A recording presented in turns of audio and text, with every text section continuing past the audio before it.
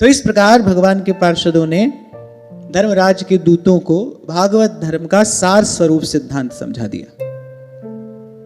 कल इसी विषय पर चर्चा हुई। सब धर्मों में सर्वोपरि भागवत धर्म है, और भागवत धर्म का भी सार क्या है? भगवान का नाम, नामाश्रय। यही भागवत धर्म का सार स्वरूप सिद्धांत है। रे मन कृष्ण नाम कह लीजे, रे मन कृष्ण नाम कह लीजे, पढ़िए सुनिए भगति भागवत, पढ़िए सुनिए भगति भागवत, और कहा कथि कीजे, रे मन कृष्ण नाम कह लीजे। सूरदास हरि शरण ताकिए, तेरे जन्म सफल कर लीजे। तो भगवान के दूतों ने कहा, भाई इसने अंत समय में नारायण इन 4 शब्दों का उच्चारण कर लिया, इसने सब प्रायश्चित कर लिए, इसने सब तीर्थों में स्नान कर लिया, इसने भागवत धर्म को धारण कर लिया, अब तुम्हारा इस पर कोई अधिकार नहीं।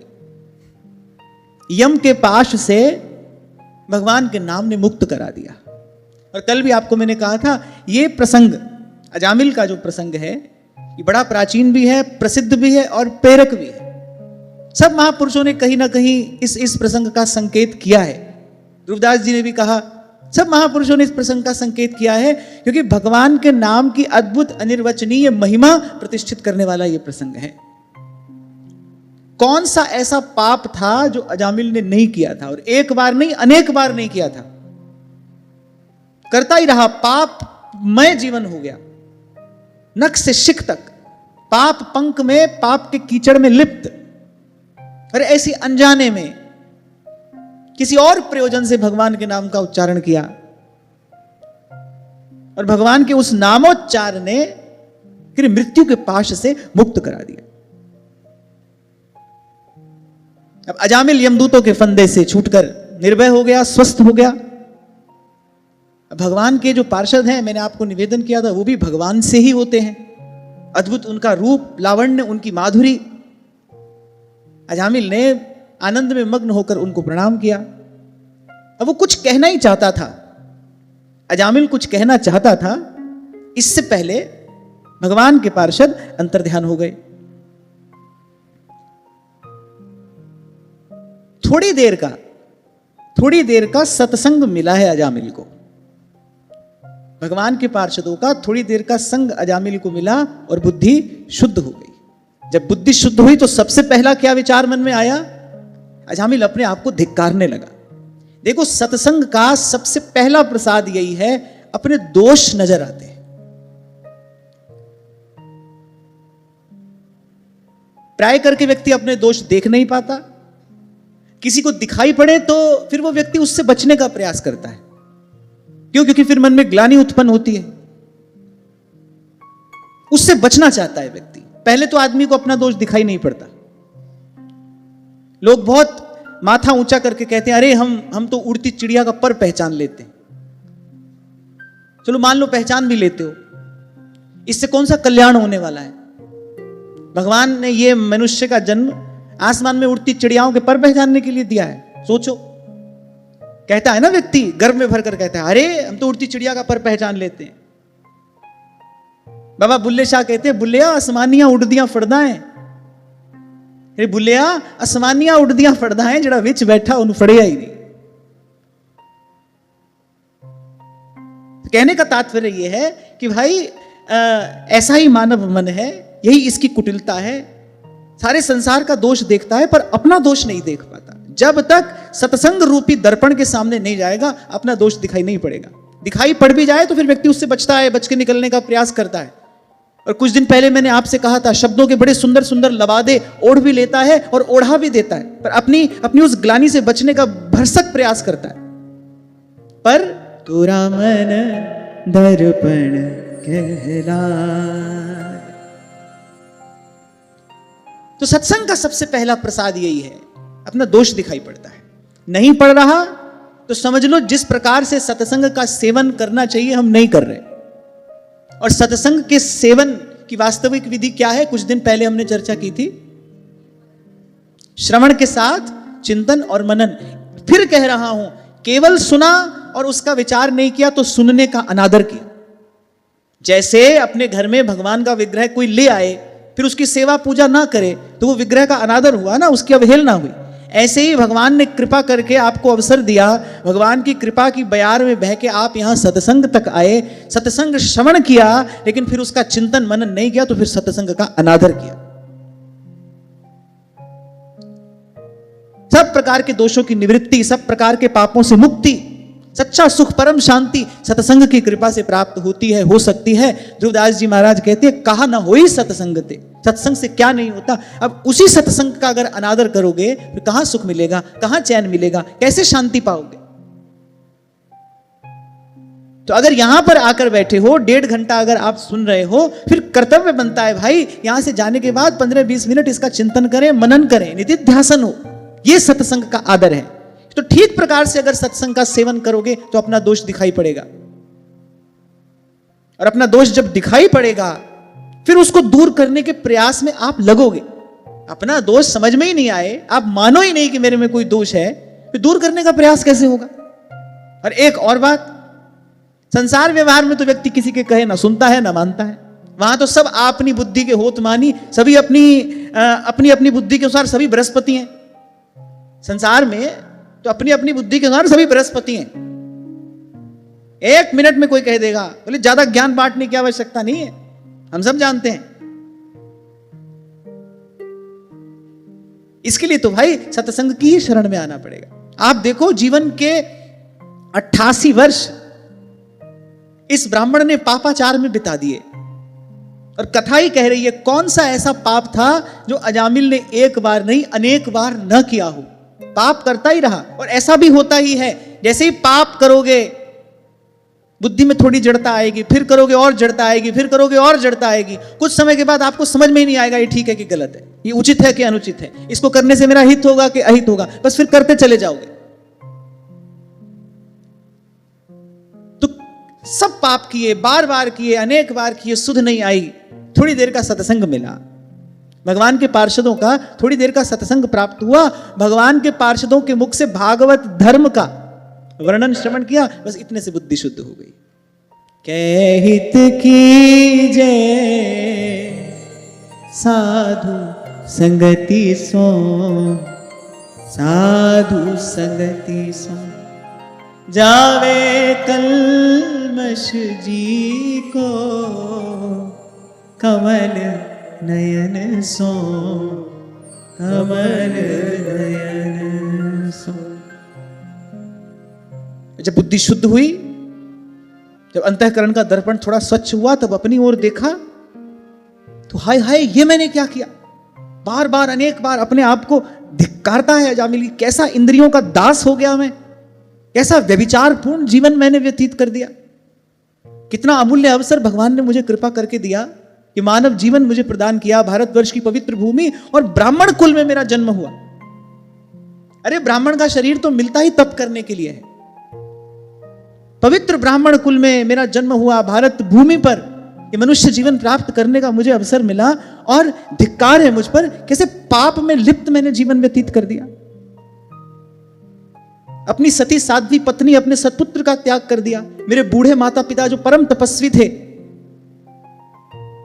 उनकी भी किंचित सेवा मैंने नहीं की, और किस प्रकार विषय वासना में लिप्त होकर मैं एक पर एक अनेक अनेक प्रकार के पाप करता रहा और करता ही रहा।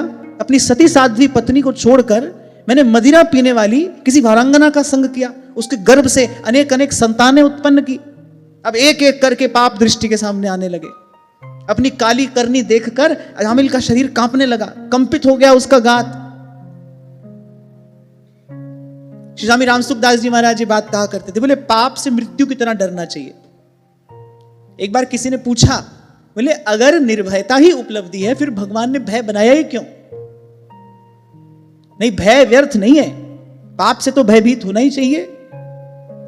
ऐसे ही लोग कहते हैं नहीं भाई हम तो भगवान को छोड़कर किसी से नहीं डरते। अरे वो तो बेचारे बड़े ही दयालु हैं, राई के सम भजन को मानत मेरू समान। वो तो ये कहते हैं सन्मुख होई जीव मोई जब वही जन्म कोटि अग ना सही तब वही। अरे एक बार कोई हमारी शरण में आकर कहते प्रभु मैं आपका हूं, बोले हम उसको निर्भय कर देते हैं। जो सभीत आवा शरणाई राखा हूं ताही प्राण की नाई। ऐसे भगवान से डरने की क्या आवश्यकता है? ऐसे भगवान तो प्यार करने के लिए हैं, प्रेम करने के लिए हैं। पाप से डरना चाहिए। भय किससे हो? पाप से हो। पाप में प्रवृत्त ना हो जाओ। फिर कह रहा हूं इसको समझने का प्रयास करना। ये तो मैं आपको नहीं कह सकता कि जाओ अनुभव करके देख लो, इसको तो सुनकर ही समझने का प्रयास करना। पाप करोगे उसके परिणाम स्वरूप क्या होगा? बुद्धि जड़ होगी, फिर करोगे और जड़ हो जाएगी, फिर कहीं ऐसे स्थान पर जाकर पहुंचोगे जहां पर आपको पाप ही उचित प्रतीत होने लगेगा। और कल विराम के क्षणों में मैंने यही आपसे कहा था, एक व्यक्ति गलत कर रहा है लेकिन उसको कहीं ना कहीं भीतर इस बात का बोध है कि मैं गलत कर रहा हूं, मुझसे गलती हो रही है, वो तो सुधर जाएगा, उसको तो सुधारा जा सकता है। लेकिन जो करता तो गलत हो और उसको लगे भाई मैं तो सही कर रहा हूं, उसको गलत में गलत दिखाई ना पड़े, उसको कोई नहीं सुधार सकता भाई। और पाप करते करते बुद्धि ऐसी जड़ हो जाती है, गलत ही सही लगने लगता है, उसको वही उचित लगने लगता है। तो इसलिए पाप से भयभीत होना चाहिए। संत कहते हैं प्रभु से, अपने पथ पर आप चला, पथ पतन नहीं पाऊं मैं, अपने पथ पर आप चला। पाप से हमें बचाइए, पकड़ हमारा हाथ। और हमारे तो श्री महाप्रभु जी आज्ञा दे रहे हैं, सिद्धांत के पद में महाप्रभु जी ने ये बात कही है, इहि डरप हरिवंश हित, जिन अब भ्रम ही गुण सलिल पर। बोले इससे डरना भाई। तो भगवान से डरने की आवश्यकता नहीं है भाई, पाप से डरना चाहिए। और हो जाए भूल तो फिर प्रायश्चित करिए। और इस अध्याय में यही तो कहा गया, जिसने विशुद्ध मन से सच्चे हृदय से रोकर भगवान के चरणों में प्रार्थना कर ली, प्रभु के नाम का उच्चारण कर लिया, उसने सारे प्रायश्चित कर लिए। यहां पर एक बात यहां मुझे अवश्य कहनी है, प्रायश्चित उसको कहते हैं जब आप पुनः पाप में प्रवृत्त ना होने के लिए संकल्पबद्ध हो। नहीं तो कई बार यह भी देखा जाता है, पाप करता है फिर रोता है, फिर पाप करता है फिर रोता है। इसलिए मैंने कहा था भगवान के नामों में सब प्रकार के पापों को नष्ट करने की अपरिमित शक्ति है, लेकिन नाम की ओट में ही अगर कोई पाप करने लगे उसको पाप मुक्त कोई नहीं कर सकता। इस बात का अनुचित लाभ नहीं उठाना, इस बात का दुरुपयोग नहीं करना। कितनी महिमा भगवान के नाम की सुनी, बड़े बड़े पाप इससे नष्ट हो जाते हैं, क्या हुआ 2-4 पाप और करेंगे, फिर 2-4 माला कर लेंगे। यदि ऐसा किया तो बोले फिर तो अनंत अनंत जन्म तक कोई पाप से मुक्त नहीं कर सकता। जो नाम सब प्रकार के पापों से मुक्त कराने वाला है, उसी नाम का ही अपराध किया। जैसे जीव को भव सागर से पार कराने वाला गुरु है, अब गुरु का ही कोई अपराध कर दे तो फिर कैसे पार जाएगा? तभी संत कहते हैं, हरि रूठे गुरु ठौर है, गुरु रूठे नहीं ठौर। गुरु का ही अपराध कर दिया फिर पार कौन ले जाएगा? तो नाम का ही अपराध कर दिया फिर क्या गति होगी?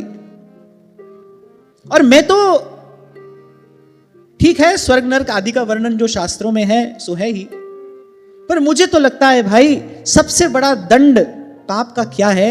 जीव भगवान के भजन से दूर हो जाता है, वो भगवत विमुख होता है। तुलसी पिछले पाप ते हरि चर्चा न सुहा। वो संतों से दूर हो जाएगा, भक्तों से दूर हो जाएगा, सत्संग से दूर हो जाएगा, सत्संग में रुचि नहीं रहेगी, सत्संग से ही मन उपरत हो जाएगा। यद्यपि कहा जाता रहा है आपको आज तक पाप पुण्य दोनों से ही मुक्त होना है, पर फिर भी किए बिना तो हम नहीं रह सकते, तो सत्कर्म ही करना है। सेवा भाव से सदा सत्कर्म में ही लगे रहने का प्रयास हमको करना है। तो उसको लगा मैंने अपने बूढ़े माँ बाप जो परम तपस्वी थे उनका मैंने त्याग कर दिया, अपनी सती साध्वी पत्नी को कितना दुख दिया, सुशील पुत्र मेरे यहां जन्मा था उसका भी मैंने तनिक भी ध्यान नहीं रखा, फिर कितना कृतज्ञ हूं मैं, कितना कृतज्ञ हूं मैं। अब तो अवश्य ही नरक में गिरूंगा, मुझे नरक से कौन बचाएगा? अब इस प्रकार भयभीत हो ही रहा था, फिर एकाएक जो अभी अभी घटा था उसका स्मरण उसको हो आया, और जैसे ही विष्णु दूतों का स्मरण हुआ मन शांत होने लगा, मन को आनंद का अनुभव होने लगा। दर्शन की जय साधु का साहिब आवे या। कुछ दिन पहले मुझसे किसी ने पूछा था भगवत प्राप्त महापुरुष का लक्षण क्या है। आप कहते हैं संत को अनुभव करना चाहिए, तो भगवत प्राप्त महापुरुष का लक्षण क्या है? उसको देखते ही भगवान का स्मरण हो, उसके पास बैठो तो भजन में रुचि हो, इच्छा हो भगवान का भजन करने की, संसार से उपरति होनी चाहिए। संत नहीं देता है दूधो नहाओ पूतो फलो का आशीर्वाद। ये सब नाटक तो यही संसार व्यवहार में होता है, संत नहीं देता है ये आशीर्वाद। जो विशुद्ध संत है, गोस्वामी जी ने इसलिए विशुद्ध शब्द का प्रयोग किया है। जब पहली बार ये पंक्ति पढ़ी तो मन में आया कि संत तो विशुद्ध ही होता है, तो गोस्वामी जी को विशुद्ध संत कहने की आवश्यकता क्या थी? संत विशुद्ध मिलहि परिते ही, चित वही राम कृपा करिजेहि। कौन होता है विशुद्ध संत? माने जो किसी भी प्रकार से प्रपंच की निवृत्ति करा के बस जीव को भगवान के भजन में लगाए, वो विशुद्ध है। इसलिए मैंने कहा कोई दूधो नहाओ पूतो फलो का आशीर्वाद नहीं है उसके पास। आपको याद हो कुछ समय पहले मैंने कहा था कुछ लोग बुरा मान गए थे। यहीं से मैंने कहा था ना, भाई तुम्हारे घर में ब्याह हुआ है, बालक जन्मा है, सालगिरह है, जो भी कुछ है हमारे पास मत आओ आशीर्वाद लेने के लिए। कुछ लोग बहुत बुरा मान गए थे इस बात का, मुझे खबर पड़ी थी। हमारा तो एक सिद्धांत है भाई, आप रूठे हम छूटे, खूब मानो, एक बार नहीं बार बार मानो। और मैंने आपसे 2 दिन पहले भी कहा था यहां प्रभु ने बिठाया है केवल सत्य की आराधना करने के लिए। जो सत्य मार्ग है मैं भी प्रयास करूं कि उस पर चलूं, मेरा भी यही प्रयास हो कि मैं उस पर चलूं, उसी की बात आपसे कहूं। और अगर मेरे शब्दों से आपको कुछ प्रेरणा प्रोत्साहन प्राप्त होता है तो वो प्रेरणा प्रोत्साहन उसी सत्य मार्ग पर चलने के लिए होना चाहिए, बस और कुछ नहीं। और आपका हमारा क्या नाता है भाई? सत्संग का ही तो नाता है। सत्संग करते करते कभी बैठकर विचार करना, सत्संग का अर्थ ही है सत्य का संग। संत कैसे झूठे संसार को बढ़ाने का आशीर्वाद दे सकता है बताओ?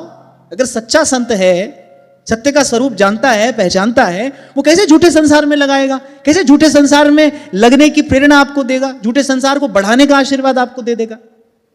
तो अपने पास तो भाई ऐसा कोई आशीर्वाद नहीं है। मैं तो हमेशा यही कहूंगा कि ठीक है, प्रारब्धवशात जहां रहना है वहां रहो, जैसे रहना है वैसे रहो, पर लक्ष्य यही रखो, हरि नाम सो नेह पले तो पालिए, सेवा में ये देह गले तो गाली। अभी इसके आगे वाले प्रसंग में आप श्रवण करेंगे ये बात। ब्रह्मा जी ने दक्ष प्रजापति को आज्ञा दी प्रजा की वृद्धि कराओ। दक्ष प्रजापति पुत्र उत्पन्न करते, नारद जी उनको भजन में लगा देते। अगला प्रसंग यही है, नारद जी भजन में लगा देते।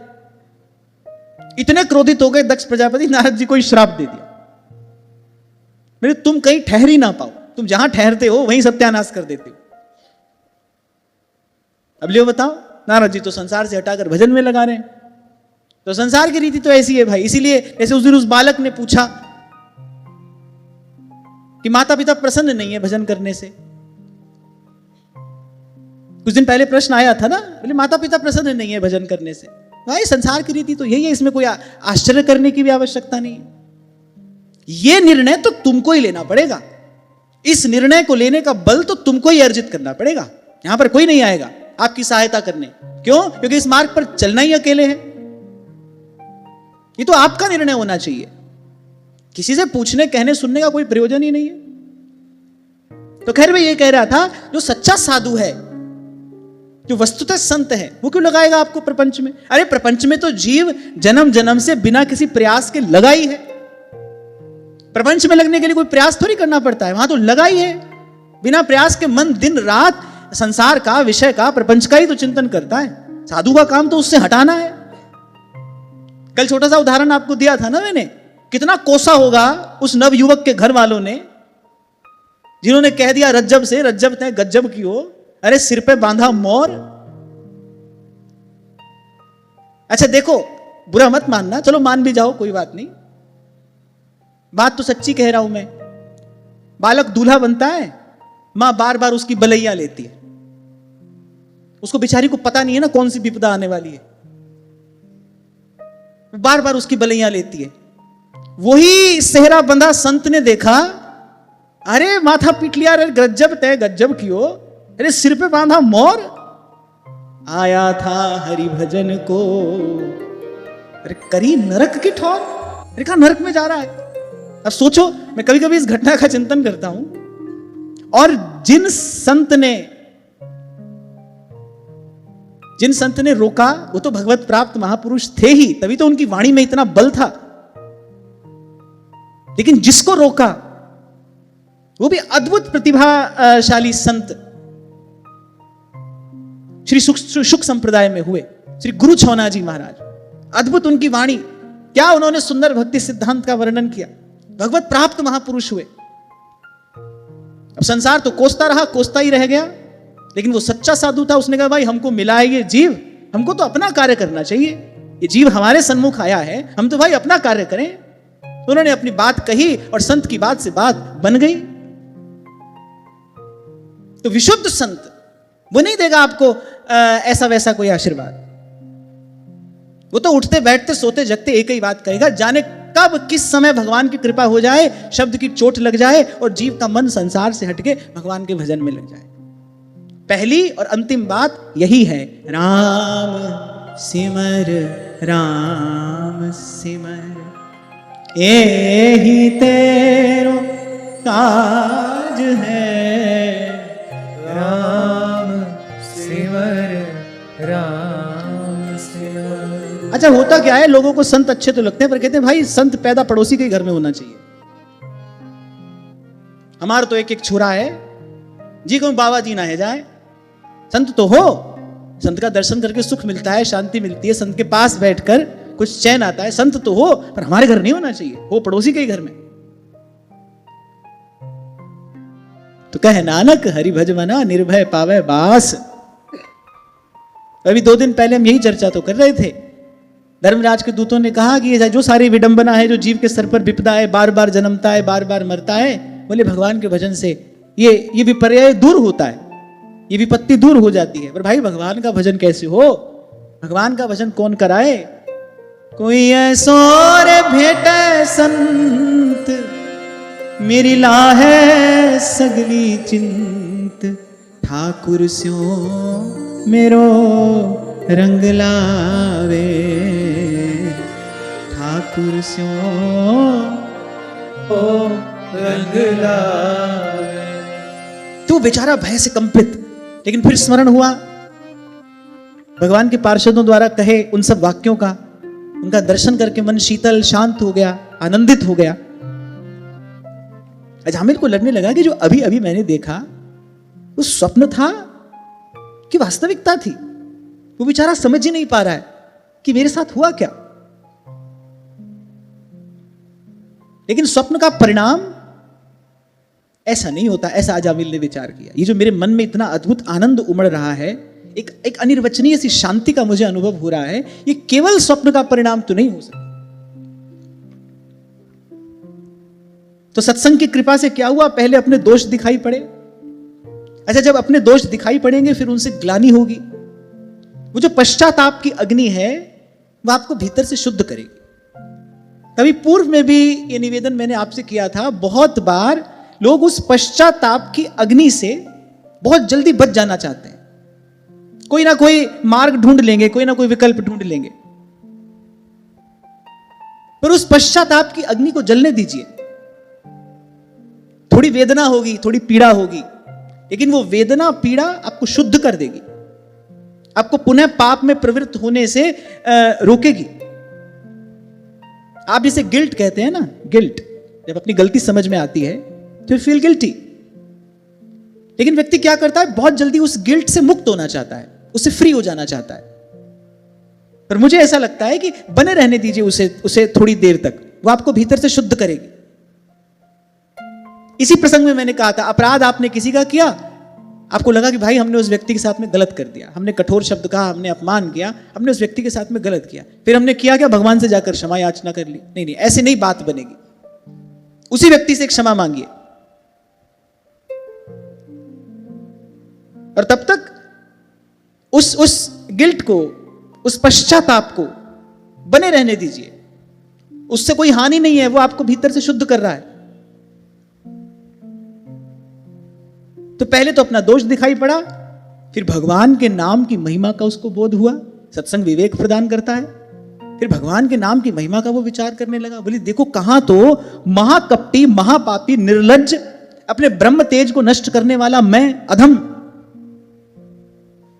और कहां भगवान का वो परम पवित्र, परम मंगलकारी नाम, श्रीमन्नारायण नारायण, श्रीमन्नारायण नारायण नारायण, श्रीमन्नारायण नारायण, श्रीमन्नारायण नारायण नारायण। तो जब नाम की महिमा का विचार हुआ, स्वयं पर उसने भगवान की कृपा का विचार किया, तो स्वयं को बड़ा धन्य धन्य, बड़ा कृतार्थ अनुभव करने लगा। फिर संकल्प किया, पवित्र संकल्प, अब फिर से पाप में प्रवृत्त नहीं होऊंगा। सत्संग करो, सत्संग की कृपा से क्या होगा, मन शुद्ध होगा, भगवत भजन में लगेगा, और भगवत भजन की कृपा से आत्मबल प्राप्त होगा। दृढ़ता पूर्वक ये निश्चय, नहीं भाई अब इस ओर नहीं जाएंगे, अभी ये बात असंभव प्रतीत होती होगी। क्यों? क्योंकि बार बार असफल हुए हैं, बार बार सोचा भाई अब गलती नहीं करेंगे, फिर करते हैं, नहीं करेंगे, फिर करते हैं। क्यों? कहीं ना कहीं आत्मबल में कमी है।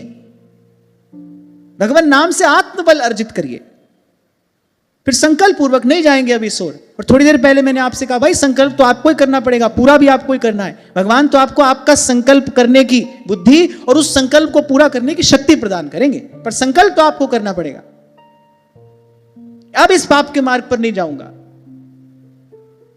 भगवान तो बड़े दयालु हैं, कोई ऐसा संकल्प कर ले, कोई ऐसा संकल्प एक बार कर ले, हरि कृपालु सब पाछली, क्षमी है तेरी खोट, क्षमी है तेरी खोट। उसने कहा अब ये बंधन काट दूंगा, अब ना रहूंगी मैं अटकी, मेरो मन लागो हरि जी सू, अब ना रहूंगी मैं अटकी। आप देखो थोड़ी देर के सत्संग से, क्योंकि विष्णु पार्षदों का सत्संग अजामिल को प्राप्त हुआ, थोड़ी देर के सत्संग से करे तत्व ज्ञान हृदय में प्रकाशित हो गया।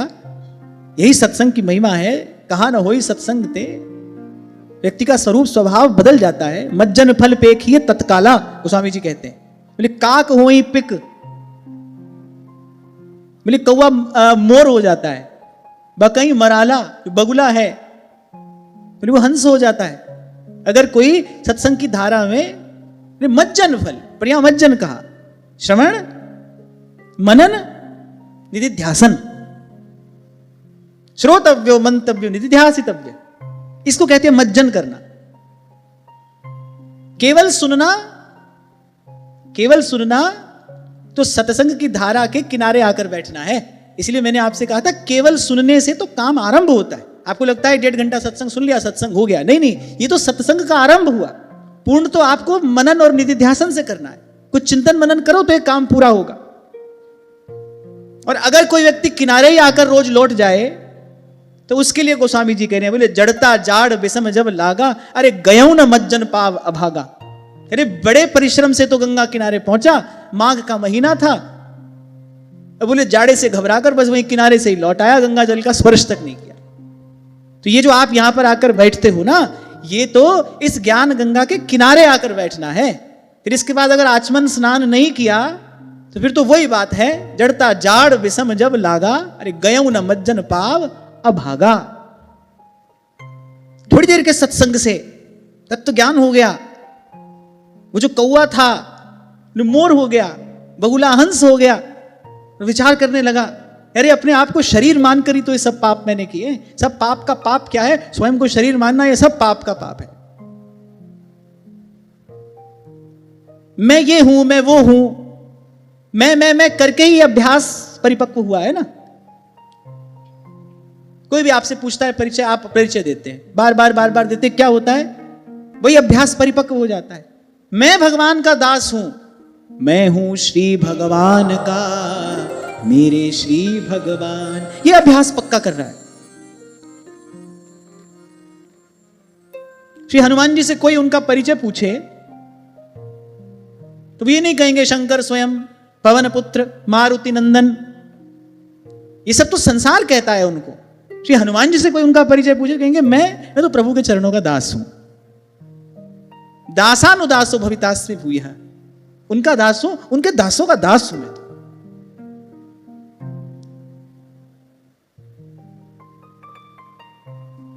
भाव की सिद्धि के लिए भाव का अभ्यास किया जाता है, पुनः पुनः बार बार उसका अभ्यास करिए, बार बार अपने मन से कहिए मेरा परिचय क्या है, मैं प्रभु का दास हूं, मैं प्रभु का सेवक हूं।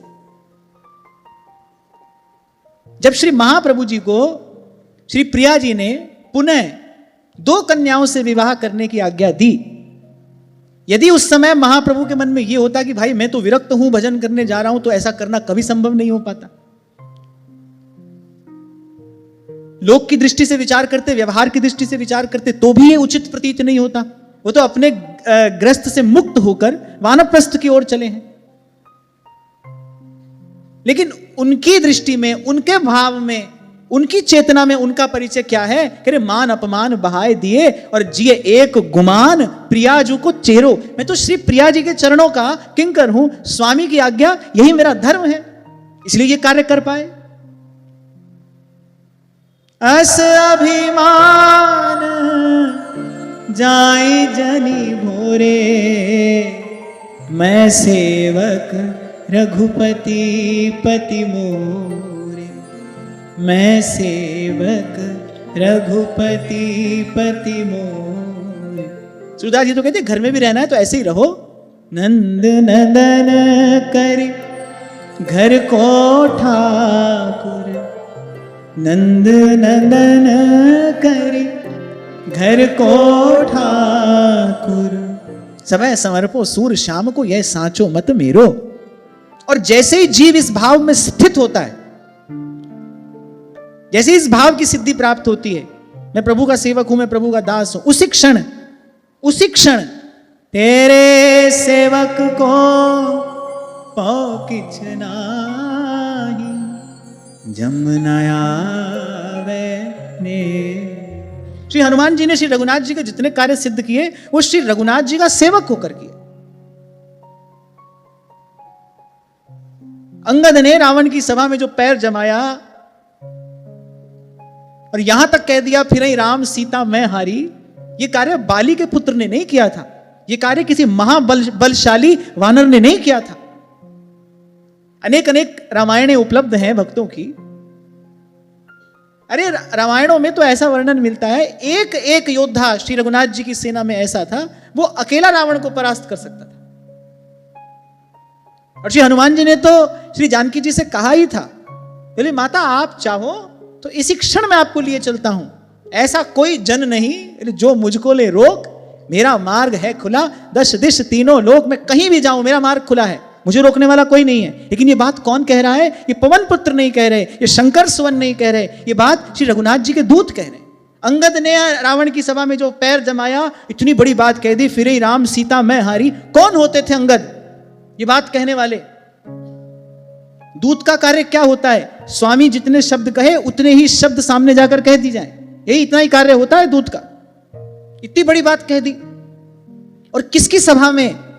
जो कैलाश समेत कैलाशपति को उठाने की सामर्थ्य रखता है, जिसकी बाहुओं में इतना बल है, उसकी सभा में जाकर अंगद जी बात कह रहे हैं। पर यह बात बाली के पुत्र ने नहीं कही, ये बात किसी महापराक्रमी महाबलशाली देवताओं के अंश से उत्पन्न किसी वानर ने नहीं कही, ये बात कही किसने? श्री राम जी के दूत ने। मैं श्री रघुनाथ जी का दूत हूं, मेरी पराजय कैसे हो सकती है? जैसे इस भाव में स्थिर होता है जीव, तब निर्भय होता है, तब निश्चिंत होता है। इसीलिए उत्तरकांड में श्री काकभुसुंडी जी कहते हैं, सेवक सेव्य भाव बिनु भव न तरिये गुरदार। इसके बिना जीव निर्भय निश्चिंत नहीं होता। जैसे ही इस भाव में स्थित होता है ना, मैं प्रभु का सेवक हूं, अस अभिमान जाए जनि भोरे, मैं सेवक रघुपति पति मोरे।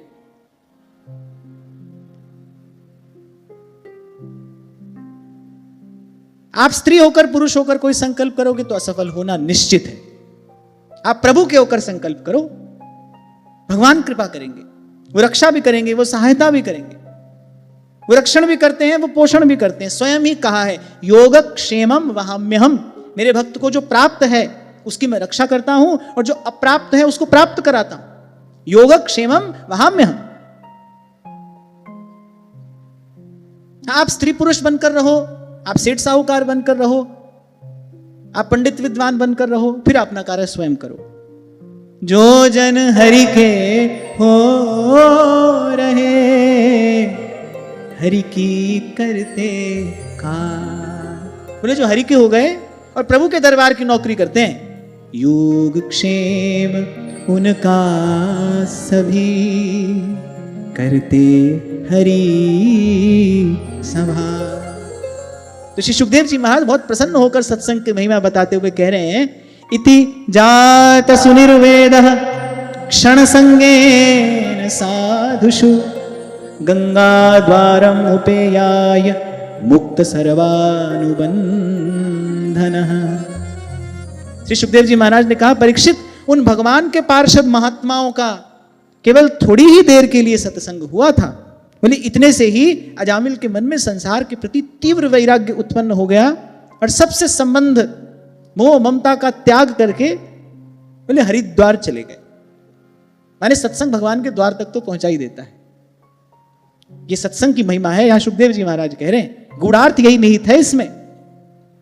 पूर्व पक्ष की सिद्धि हुई, संसार की असारता का, संसार की क्षण भंगुरता का ज्ञान हुआ और बस सबसे बंधन तोड़कर अब ना रहूंगी मैं अटकी, मेरो मन लाग्यो हरि जी सो, अब ना रहूंगी मैं अटकी। तेरे गुरु मिला रैदास जी और दीनी ज्ञान की गुटकी। तो ऐसे ही अजामिल ने संकल्प किया, भाई पुरुष सोई जो पुरीश सम, छाड़ भजे संसार। विचारने की बात है,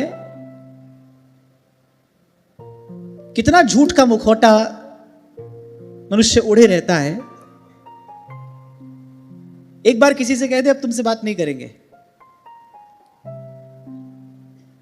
फिर पुनः उससे बात करने में उसको अपमान का अनुभव होता है। अरे हमने एक बार कह दिया नहीं बात करेंगे, नहीं देखेंगे, वहां अपमान का अनुभव होता है। 1000 बार संसार को छोड़कर फिर संसार के पास जाता है, वहां अपमान का अनुभव नहीं होता है। 1000 बार कहता है नहीं भाई अब भजन करेंगे, फिर जाता है वहीं, फिर उसी विषय का सेवन करता है, फिर उसी कूप में जाकर गिरता है, तब अपमान का अनुभव नहीं होता है।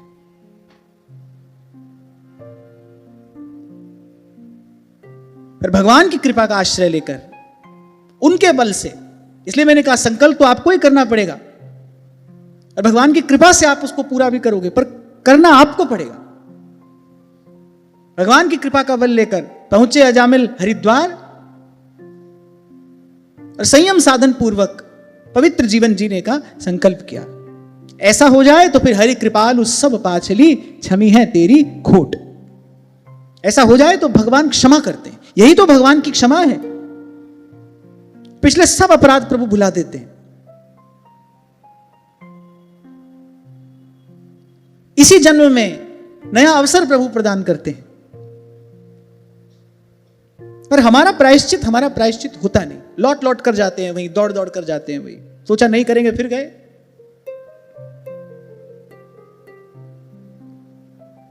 और ये जो बल चाहिए, संकल्प का बल, ये कहां से आएगा? फिर भगवान नाम से आएगा। लग गए आत्मचिंतन में, भगवान की कृपा तो हो ही गई थी। और भगवान की क्या, मैं कहूंगा संत की कृपा हो गई थी। संत मिले, छोटे पुत्र का नाम नारायण रख दिया। उस नाम ने भगवत पार्षदों का दर्शन करा दिया। भगवत पार्षदों के दर्शन सत्संग से बुद्धि शुद्ध हो गई और अपने लक्ष्य के निकट पहुंच गए अजामिल। इस प्रसंग में भगवान नाम की महिमा तो है ही, पर इस प्रसंग में कहीं अधिक सत्संग की महिमा है। भगवान नाम की महिमा तो है ही, चहु जो चहु श्रुति नाम प्रभाऊ, पर उससे भी कहीं अधिक इस प्रसंग में सत्संग की महिमा है। पहले थोड़ी देर के लिए एक संत का संग हुआ, उसकी कृपा से छोटे पुत्र का नाम नारायण रख दिया। अपनी बुद्धि से तो चिंटू पिंटू नाम रखता, ऐसी नाम ही तो रखते हैं लोग, इल्लू टिल्लू पता नहीं कैसे कैसे, है ना। संत मिले, फिर इसका नाम नारायण रखना। संतों ने देख ली थी उसकी आसक्ति उस पुत्र में। तत्वदर्शी महापुरुष रहे होंगे, उन्होंने कहा भाई जब मरेगा तो इसकी आसक्ति अपने पुत्र में, उसी का चिंतन करेगा, उसी को देखेगा, उसी को विचारेगा। यदि मुख से उसका नाम उच्चारण कर लिया तो इस बेचारे का काम बन जाएगा। बहुत पहले एक छोटा सा प्रसंग कभी मैंने आपको सुनाया था, नाम की महिमा। एक संत भ्रमण करते करते दक्षिण देश में पहुंचे, नगर में गए तो किसी ने कहा कि आप अमुक व्यक्ति के यहां चले जाइए, वो बड़े सेठ हैं पर बड़े सज्जन हैं, बड़े साधु सेवी हैं, आपके अनुकूल सब व्यवस्था वहां हो जाएगी। पहले संत ऐसे ही भ्रमण किया करते थे, किसी भी नगर किसी भी गांव में पहुंचे, गांव वाले बता देते थे कि आप वहां चले जाइए, वहां आपकी सेवा होगी। वृंदावन के रसिक भी श्री सेवक जी महाराज के यहां ऐसे ही तो पहुंचे। तो नगर के लोगों ने कहा कि वो बड़े सज्जन हैं, साहूकार हैं, आप वहां जाइए, आपके अनुकूल सब व्यवस्था हो जाएगी।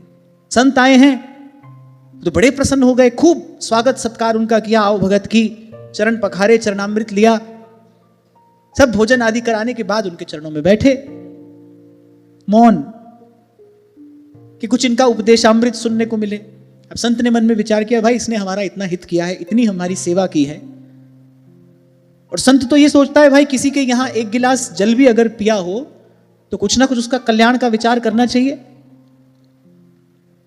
तो उन्होंने पूछा कि सब कुशल क्षेम है, सब मंगल है, घर परिवार सब सुखी है, प्रसन्न है, ऐसा संत ने पूछा। तो उस सज्जन ने कहा बाकी तो सब ठीक है, पर मेरा छोटा भाई जो है वो बड़ा कुमार्गगामी हो गया है, उसको देख देख कर मेरे हृदय में बड़ी पीड़ा होती है। मुझे लगता है कि अमूल्य मानव जीवन इस प्रकार नष्ट कर रहा है, उसको देखकर मेरे हृदय में वेदना होती है। संत ने कहा बुलाओ। बोले महाराज यही तो झंझट है, जब से उसको पता चला आप आ रहे हैं तब से तो उसने कहा कि तब तक घर में नहीं आऊंगा जब तक ये मंडली यहां से चली नहीं जाएगी। तो बोले वो कहां है? अब वो बेचारे बड़े लज्जित, बड़े संकोच में उन्होंने कहा, बोले यही नगर में एक वेश्या है, दिन रात उसी के यहां वो पड़ा रहता है। संत ने कहा किसी भी प्रकार उसको भाई एक बार हमारे सामने ले आओ। अब सीधे तो वो आया नहीं, बड़े भाई ने बल प्रयोग किया, उठाकर ले आए उसको लोग वहां पर। संत ने कहा, बोले अरे भैया एक बार तो अपने मुख से राम नाम ले लो। वो तो सुनते ही क्रोध में और भर गया, बोले हम यहां आना ही नहीं चाहते थे, हम तो आप जैसों का मुख भी नहीं देखना चाहते, ये जो आप हमको करने को कह रहे हैं ये हम नहीं करेंगे। देखो जिह्वा पर भगवान का नाम नहीं आ रहा है, बोले ये जो आप हमको करने के लिए कह रहे हैं ये हम नहीं करेंगे। संत ने अपने सेवकों से कहा, बोले अरे व्यक्ति किसी काम का नहीं है, इसको उठाओ और ले जाकर समुद्र में डाल दो। अब जो बड़े भैया थे वो पास बैठे बैठे संत भगवान की सब लीला देख रहे थे, उन्होंने कहा उठाओ इसको, ले जाकर समुद्र में डाल दो। अब जब उसको प्राणों पर संकट उपस्थित दिखा तो उसने कहा अरे ये किस बात की हट है, हम नहीं लेना चाहते, राम का नाम नहीं लेंगे हम। संत ने कहा बस अब छोड़ दो, हमारा कार्य हो गया। अब समय पर मृत्यु हुई, अब जाना कहां था? यमलोक ही जाना था, जीवन भर पाप ही किए थे। यमराज ने पूछा चित्रगुप्त जी से, हाँ भाई बताओ इसका क्या हिसाब किताब है? बोले हिसाब किताब क्या है, जीवन भर पाप ही पाप किए हैं, एक बार ऐसे खींच कर, रीझ कर नहीं, ऐसी खींच कर भगवान का नाम उच्चारण इसने किया है। तो यमराज ने कहा कि ठीक है, एक बार भगवान का नाम उच्चारण किया है ना, बाकी तो अनंत काल तक इसको नरकों में रहना ही है, पहले इसी का हिसाब चुकता कर दो। यमराज ने कहा हाँ भाई बताओ क्या चाहिए, एक बार जो तुमने खींच कर ये भगवान का नाम उच्चारण किया है, बताओ क्या चाहिए। वो वणिक था, व्यापारी था, उसने कहा इस एक नाम के बदले में जो सही लगे आप हमको दे दीजिए, हम तो ये सब जानते नहीं। बोले आपको एक नाम के बदले में जो भी सही लगे आप हमको दे दो। अच्छा यमराज ने भी अपनी गद्दी पर बैठे बैठे बिना ही विचारे कह दिया ठीक है, राम नाम के तुल्य जो भी हो इसको दे दिया जाए। अब चित्रगुप्त ने देखा ये क्या बोल दिया यमराज ने, हाथ में दंड लेकर कहा है, अब शब्द तो लटाया नहीं जा सकता, राम नाम के तुल्य जो हो इसको दे दिया जाए। अब यमराज को चेत आई, अरे ये हमने क्या कह दिया, पर धर्मराज हैं, अधर्म कैसे कर सकते हैं, अब कह दिया तो देना पड़ेगा।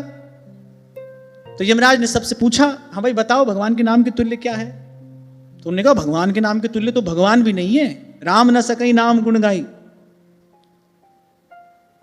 बड़े संकट में पड़े यमराज, भाई इसका हिसाब भी करना है। तो यमराज ने कहा ठीक है चलो भाई ब्रह्मा जी से पूछते हैं, वो मार्गदर्शन करेंगे हमारा। उसको लेकर ब्रह्मलोक पहुंचे। ब्रह्मा जी ने सब सारा वृतांत सुना। ब्रह्मा जी ने कहा तुम्हारी बुद्धि बिगड़ गई थी, जो तुमने ये कह दिया भगवान के नाम के तुल्य जो हो इसको दे दिया जाए। भगवान के नाम के तुल्य क्या होता है? अब यमराज ने कहा आप पितामह हैं, आप बचाइए इस संकट से हमको। अब तो हमने कह दिया, अपने आसन पर बैठकर कहा है। तो ब्रह्मा जी ने कहा भाई राम नाम की महिमा तो महादेव जानते हैं, बोले वहीं चलो उनसे पूछो। अब महादेव ने जैसे ही सुना इन्होंने राम नाम का उच्चारण किया है, महादेव ने तो कहा लाओ माला लाओ, पूजा की सामग्री लाओ, इनकी पूजा होनी चाहिए। भगवान के नाम का उच्चारण इन्होंने किया है। अच्छा इसको यूं ही मत सुनना, गोस्वामी जी कहते हैं तुलसी जाके मुख थे धोखे निकसत नाम, वाके पग की पगतरी मेरे तन को चाम। श्री प्रियादास जी महाराज ने सेवक जी महाराज का जो अष्टक लिखा है उसमें यही बात श्री प्रियादास जी महाराज कहते हैं कि जैसे तैसे जो कहे एक बार हरिवंश, कि पायन माथे दे रहे। सेवक जी महाराज की दशा का वर्णन करते हुए कहते हैं ये होती है नाम में प्रीति, ये होती है नाम निष्ठा, नामानुराग। तो महादेव ने कहा देखिए राम नाम के तुल्य तो कुछ भी नहीं है। अब आपने कह दिया है तो मुझे लगता है कि जिनका नाम उच्चारण इसने किया है उन्हीं से जाकर पूछ लेना चाहिए। तो चलिए वैकुंठ चलते हैं।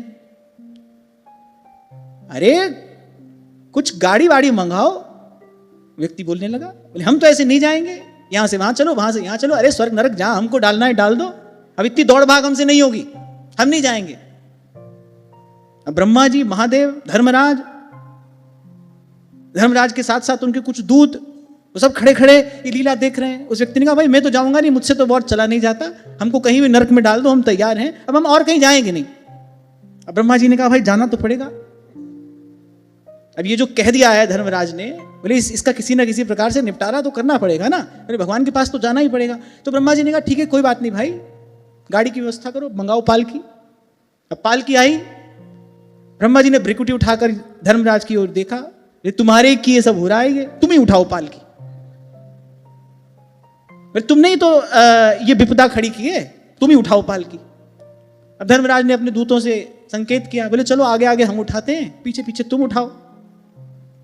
अब ब्रह्मा जी पितामह हैं, वो आगे आगे चल रहे हैं। धर्मराज और उनके दूतों ने पालकी उठा रखी है, बीच में वो परम भागवत बैठे हैं। अब महादेव ने कहा अरे चलो सब जा रहे हो, बैकुंठ लगे हाथ, हम भी दर्शन कर ही आते हैं, बहुत दिन हो गए, अरे हम भी दर्शन कर ही आते हैं। आगे आगे ब्रह्मा जी, धर्मराज और धर्म के दूत पालकी उठा रहे हैं और पीछे पीछे महादेव चल रहे हैं। अब जैसे ही बैकुंठ के द्वार पर पहुंचे तो भगवान ने माता लक्ष्मी से कहा, अब अंतर्यामी जानी है अंतर्गत का भाव। भगवान ने माता लक्ष्मी से कहा कि देखो तुरंत पूजा की तैयारी करो। क्यों? बोले कोई बड़े भारी भक्त, कोई परम भागवत आ रहे हैं, देखो तो सही। ब्रह्मा जी आगे आगे चल रहे हैं, धर्मराज उनके दूतों ने उसकी पालकी उठाई है, पीछे पीछे पिनाक पाणी भगवान शंकर चल रहे हैं। बोले कोई बड़ा भागवत आ रहा है आज वैकुंठ में, उठो और सबको उनके स्वागत की तैयारी में लगा दो। अब पहुंचे, ब्रह्मा जी ने सब बात कही। बोले प्रभु इस प्रकार की दुविधा उत्पन्न हो गई है, अब आप कृपा करें इसका निवारण हो। भगवान ने हंसकर कहने लगे, बोले अरे आप सब जानते ही हैं हमारे नाम के तुल्य वैसे तो कुछ भी नहीं। अगर आप तराजू के एक पलड़े में हमें और हमारे नाम को रखेंगे तो जिस पलड़े में नाम रखा है वही पलड़ा भारी होगा, पर फिर भी अब नाम के तुल्य तो कुछ नहीं है। इतना ही हम कह सकते हैं कि इनको अब आप यहीं छोड़ जाइए, ये अब सदा सदा के लिए यहीं निवास करेंगे। इसलिए गोस्वामी जी कहते हैं तुलसी मेरे राम को रीझ भजो या खींच, भूमि पड़ा जामै सभी उल्टा सीधा बीच। तो संयम साधन पूर्वक जीवन अजामिल जीते हैं। देह छूटने का समय आया और जिन पार्षदों का पूर्व में दर्शन किया था वही 4 पार्षद दिव्य विमान लेकर खड़े हैं, अजामिल को उस पर चढ़ाकर और वैकुंठ धाम तक लेकर जाते हैं। और श्री सुखदेव जी महाराज परीक्षित से कहते हैं, कह रहे देखो व्यभिचार से कितना पतित हो गया था, वो अधम ब्राह्मण कहलाने लगा था, सब नियमों से च्युत हो गया, कर्म के कारण पतित हो गया, बोले बस नरक में गिराया जाने ही वाला था, पर भगवान के नाम के एकमात्र उच्चारण से मेरे सब पापों से मुक्त तो हुआ ही, परम गति का भी अधिकारी हो गया। और इस प्रसंग के अंत में एक बड़ा सुंदर श्लोक श्री सुखदेव जी महाराज कह रहे हैं, नातः परम कर्म निबंध कृंतनम मुमुक्षता तीर्थ पदानुकीर्तना नयत् पुनः कर्मसु सज्जते मनो रजस्तमोभ्यां कलिलं ततोऽन्यथा। श्री सुखदेव जी महाराज ने कहा, परीक्षित, जो संसार बंधन से मुक्त होना चाहते हैं उनके लिए तीर्थों को भी तीर्थ बनाने वाले भगवान नाम के आश्रय से और कोई बड़ा साधन नहीं है। क्योंकि नाम का आश्रय लेने पर पहले अंतःकरण शुद्ध हो जाता है, मति विकार रहित हो जाती है, मन निर्मल हो जाता है, जीव भगवत चरणारविंद की भक्ति का अधिकारी हो जाता है, और जो जो जो भक्त है बोले उसे पुनः संस्कृति में पढ़ना नहीं पड़ता। ये जितने भी भक्त संसार में आते हैं, ये जन्म और मृत्यु के बंधन में बंध कर नहीं आते हैं, ये तो भगवान के भेजे आते हैं। भगवान भेजते हैं भक्तों को, संतों को समय समय पर भेजते हैं। ये जो भगवान ने कहा ना, परित्राणाय साधूनाम विनाशाय च दुष्कृताम धर्म संस्थापनार्थाय संभवामि युगे युगे। संत के रूप में भी तो भगवान ही आते हैं। भगवान ने स्पष्ट ही कहा है, आचार्य माम विजानीयात्, आचार्य मेरा ही स्वरूप है, मैं ही हूं। सेवक जी महाराज पहले ही प्रकरण में कहते हैं, हरि हरिवंश भेद नहीं होई, प्रभु ईश्वर जाने सब कोई। अरे दो ही कहें ना अनन्यता, दो कहोगे तो अनन्य कैसे होगे, दो ही कहें ना अनन्यता। संत के रूप में भगवान ही है।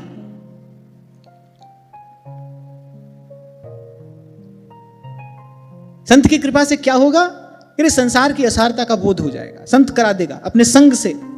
संत की सेवा में लग गए, संत का सानिध्य मिल गया, तो आज नहीं तो कल खिलाड़ी का खेल समझ में आने लगेगा। समझ आ जाएगा भाई यहां से कुछ मिलने वाला नहीं है, उपरति होगी संसार से, फिर भजन का आनंद प्राप्त होगा। और जो भजन कर रहा है भाई, भक्ति हित जे शरण आए, द्वंद्व दोष सब घटे, कमल कर जिन अभय दीने, कर्म बंधन सब कटे। पुराण का वाक्य है, यानी कोटि कोटि अश्वमेघ यज्ञ करने वाला तो पुनः संसार में आता है, पर श्री कृष्ण को प्रणाम करने वाले का पुनः जन्म नहीं होता। ये तो श्री कृष्ण को किए गए एक प्रणाम की महिमा है। जो श्री कृष्ण का भजन करे उसको तो भगवान जीवन मुक्ति का प्रसाद देते हैं। मोक्ष किसको कहते हैं, क्या होता है मोक्ष? मोह माने मोह और क्ष माने क्षय, नष्ट हो जाना। मोह नष्ट होने को ही मोक्ष कहा है महापुरुषों ने। इसका मोह नष्ट हुआ, उसने मोक्ष प्राप्त किया। और भगवान की भक्ति जीते जी अहमता ममता के बंधनों से मुक्त करती है, अवश्य करती है। आप देखोगे सब हैं, सब वैसे के वैसे। आप देखोगे आप कुछ और हो गए, आप कहीं और पहुंच गए। तभी बुल्ले शाह कहते हैं, हुण मैनू कौन पहचाने। जो पहले अपना कहते थे, पहले अब वो पहचानते भी नहीं। क्यों? क्योंकि मैं हो गई होर दी होर। हुण मैनू कौन पछाणे, मैं हो गई होर दी होर। फिर एक और बात यहां कही कि भगवान नाम के अतिरिक्त किसी और प्रायश्चित्त का आश्रय लेने पर पाप का पूरा पूरा नाश नहीं होता। कल ये बात आपसे निवेदन की थी ना मैंने कि भगवान नाम के आश्रय के अतिरिक्त और जितने भी साधन है, प्रायश्चित्त तो उनसे भी होता है, लेकिन वो जो फिर पाप करने की प्रवृत्ति है ना, वो उनसे नहीं छूटती। क्यों भगवान के नाम का आश्रय लेना चाहिए? क्योंकि भगवान के नाम का आश्रय लेने से प्रायश्चित्त तो होगा ही, फिर से पाप भगवान का नाम नहीं होने देगा, रोक लेगा। देखो आज किसी साधक ने अपना अनुभव लिखकर दिया है कि ऐसा लगता है कि सत्संग का एक एक शब्द अब हमारे जीवन को संभाल रहा है। भगवान संभालते हैं, पल पल संभाल करते हैं। जो जीव संत के आश्रित है, सत्संग के आश्रित है, सत्संग की ओट में है, उसके पापों का प्रायश्चित तो हो ही जाएगा भाई, उसमें तो कोई संशय रखना ही नहीं चाहिए। कहां पाप और कहां भगवान का नाम, कहां पाप और कहां भगवान का नाम, ये तो विचार ही नहीं करना चाहिए। पर नाम भगवान के आश्रय की कृपा क्या है कि नाम बुद्धि शुद्ध करेगा, विवेक को जगाएगा, फिर से पाप में नहीं लगने देगा। सुखदेव जी महाराज अंत में यही बात कह रहे हैं, कह रहे भाई अन्य जो जितने भी साधन हैं, जब तब तीर्थ ध्यान ज्ञान जितने भी सब साधन हैं, बोले प्रायश्चित तो उनसे भी हो जाता है, लेकिन फिर पाप ना हो ऐसी गारंटी वो नहीं देते। अब गंगा जी में स्नान किया, ले पाप से मुक्त हो गए, निकलते ही फिर पाप किया, अब ये दुष्चक्र चलता ही रहता है। एक बात और लगे हाथ कह दूं, आज का व्यक्ति जिस प्रकार जाकर गंगा स्नान करता है ना, उसको तो गंगा स्नान का भी फल नहीं मिलता। तीर्थ के सेवन की भी एक विधि होती है, विधि निषेध पूर्वक तीर्थ का सेवन किया जाए तब तीर्थ अपना फल देता है।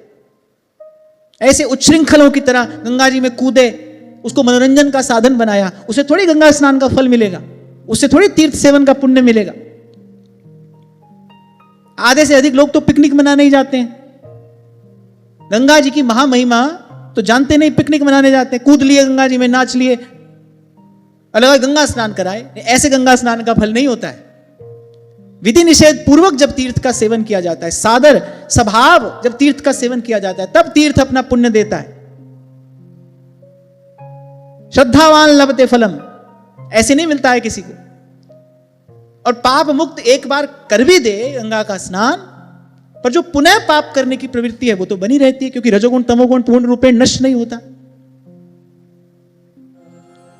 कर्म के मूल में क्या है? विचार है। ध्यान रखना, कर्म के मूल में विचार है। पहले आप विचार करते हैं, तब आप करते हैं। कुछ भी हो, भला बुरा पाप पुण्य जो भी है, पहले व्यक्ति विचार करता है ना, पहले मन में एक विचार उठता है, फिर व्यक्ति उस क्रिया में प्रवृत्त होता है। कर्म के मूल में विचार है। प्रायश्चित से उस एक कर्म की शुद्धि तो हो जाती है, लेकिन विचार की शुद्धि नहीं होती। लेकिन भगवान के नाम के आश्रय से, भगवान के नाम के आश्रय से विचार शुद्धि होती है, क्योंकि विचार के मूल में क्या है? विचार के मूल में या तो ज्ञान होगा या अज्ञान होगा, दो ही तो बात है।